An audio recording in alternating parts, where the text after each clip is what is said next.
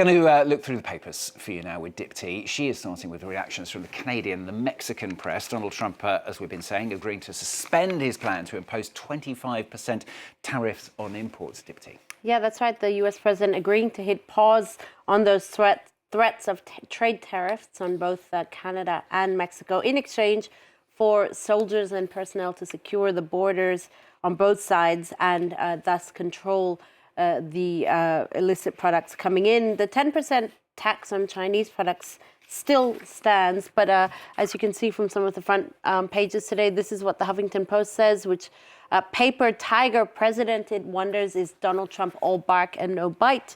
While the New York Post, the conservative New York Post, going with a play on words, shove thy neighbor, Canada, Mexico, quickly caving in to Trump's tariff threats. Indeed, it is really a question of perception. How is this really seen as a victory for Donald Trump, or is this seen as a victory for Canada and Mexico? The Globe and Mail, the Canadian daily here, and it's on the front page here, also headlining on that pause, Donald Trump hitting the pause button. And in its analysis, the paper says that for Donald Trump, brinkmanship isn't just a tactic, it's a way of life. The writer adding that the livelihoods of many Canadians and Mexicans float precariously on the capricious whim of Donald Trump, and that's exactly how he likes it. You have this from the National Post, which is another Canadian front page, also headlining on it, and here it says, anger, bitterness, and betrayal. Trump finds the foolishness of fighting Canadians. So this paper really seeing it as a victory for Canada. Although the paper does concede that the threat of tariffs is a hostile act from a nation that Canada considered one of its best friends. And then you have this from the Mexican paper. This is the front page of their website, once again underlining that Donald Trump is suspending but not canceling the threat of tariffs. But the paper does say his allies are trying to frame it as Mexico surrendering to U.S. pressure, although it doesn't seem quite that way. As we also heard in the news, Donald Trump's right-hand man, Elon Musk, is alarming Democrats with the extraordinary amount of control he seems to have in government affairs. Yeah, that's right. And it's something that the New York Times is looking at today. Inside Elon Musk's aggressive incursion into the federal government. Now, we know he set up this Department of Government Efficiency. And in just 2 weeks, Elon Musk and his lieutenants have gained access to closely held financial and data systems. They've shuttered specific programs and in some cases entire agencies such as the U.S. aid agency, the key source of foreign assistance, with mass consequences around the world. Now, some of those incursions also challenging congressional authority and breaching civil service protections. So for the New York Times, at least, it represents an extraordinary flexing of power by a private individual on government matters. And this is really, therein lies the problem. So sources close to Musk, reported by the New York Times, even say he may have moved a bed into an office near the White House so he can work round the clock. So he's sort of applying the same frenetic, frantic behavior to running the government or the government agencies as he did to, companies like Tesla and Twitter.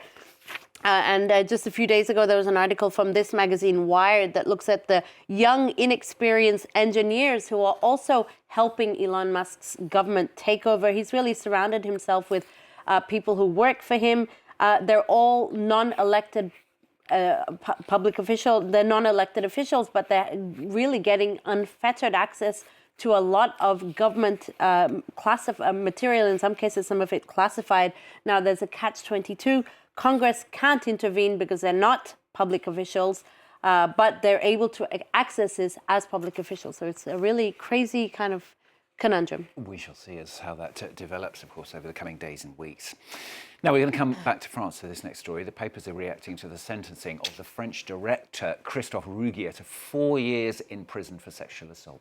Yeah, that's right. 4 years in prison, including 2 behind bars for sexual assault on the actress Adèle Haenel when she was underage. Now it's the focus of Mediapart, a French investigative website, which calls this decision, this verdict, a victory and a ray of hope. Really, this case opened the floodgates, if you like, for the Me Too movement here in France, and the actress Adèle Haenel became a flag bearer for that movement because she dared to speak out against the impunity of those who commit sexual assault in France, really became a symbol of resistance.